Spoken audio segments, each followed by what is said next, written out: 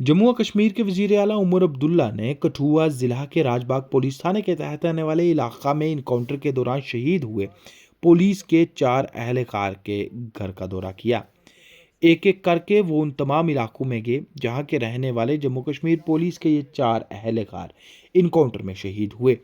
एक तरफ जहां उन्होंने कुछ मौकों पर आखिरी रसूमात में भी शमूलियत इख्तियार की, तो वहीं दूसरी जगहों पर उन्होंने आखिरी रसूमात मुकम्मल होने के बाद घर के लोगों से मुलाकात की।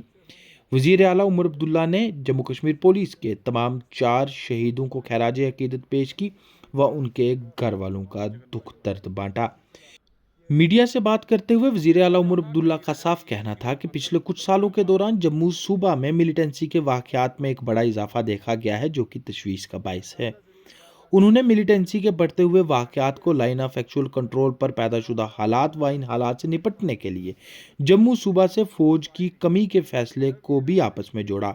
लेकिन उनका मजीद ये भी कहना था कि ये वक्त उन तमाम शहीदों को खैराज अकीदत पेश करने का व उनके घर वालों का दुख दर्द बांटने का है।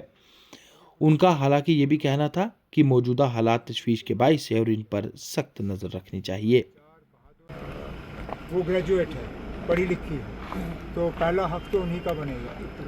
तो अब ईद के बाद जब दफ्तर खुल जाएंगे तो होम डिपार्टमेंट की तरफ से इसका केस जो है वो बन जाएगा और ये चारों जो हमारे बहादुर पुलिस के जो इस हादसे में शहीद हुए, उन सब का जो है घर के लिए असरों का केस और बाकी जो रिलीफ हमें देना होगा वो हम दे देंगे। लेकिन हमारी तो ये कोशिश होनी चाहिए कि इस तरह के हादसे हो ही ना, कि इस मिलिटेंसी पे हम इस तरह काबू पाएँ कि जम्मू कश्मीर में इस तरह मातम का जो है सिलसिला ये हमेशा के लिए बंद हो जाए। सीएम साहब कहाँ कमी रह रही है, क्यों अब तक खत्म नहीं हो पा रहा?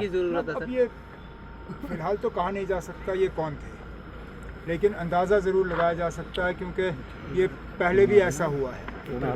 मेरा अपना मानना है, हालांकि मेरे पास इसका मतलब कोई इंटेलिजेंस रिपोर्ट्स तो आए नहीं, लेकिन लग ये रहा है कि एक नई ग्रुप थी जिन्होंने क्रॉस किया था और एक तरफ से खुशकिस्मती ही समझ लीजिए कि वो हमारे पुलिस के हाथों पड़ गए। अगर पुलिस के हाथों नहीं पड़े होते तो ये अंदर घुस के पता नहीं क्या कर लेते। अब हमारे 4 बहादुर पुलिस के जवान जो हैं उन्होंने अपनी जान की कुर्बानी तो दी, लेकिन मुझे लगता है कि कई मासूम जानें जो हैं वो इस सिलसिले में बचा चुके हैं और आगे जो इसमें तहकीकात करनी होगी वो एजेंसियों की तरफ से तहकीकात होगी। तो सर क्या मानते हैं कि घाटी की जगह आप जम्मू में ये सब इन्फिल्ट्रेशन हो रहा है? ये नई बात नहीं है। पिछले 3-4 साल से आप खुद देख रहे हैं कि जम्मू के कई इलाकों में इस तरह के घटनाएं जो हैं वो देखने को मिली।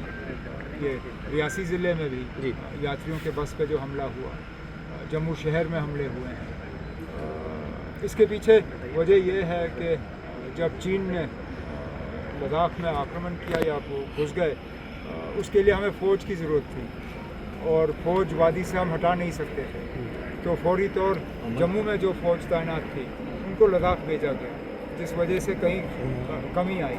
अब उस कमी को आहिस्ता आहिस्ता दुरुस्त किया जाए। कल कठुआ में सर लोगों ने सवाल किए हैं कि आपने कहा था आज के मौके पे सियासी बात नहीं करूँगा। उमर साहब, आज के दौर में अगर देखा जाए तो घाटी में हालात में सुधार हुआ है?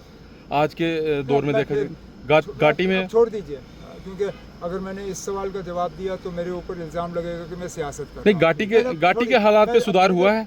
घाटी के हालात या जम्मू के हालात छोड़ दीजिए ना। अभी हम एक घर से निकले हैं जहाँ मातम फैला हुआ है। मैं आज 4 जगह गया हूँ, हर फैमिली के साथ, ख़ानदान के साथ मुझे अफसोस का इजहार करना पड़ा है।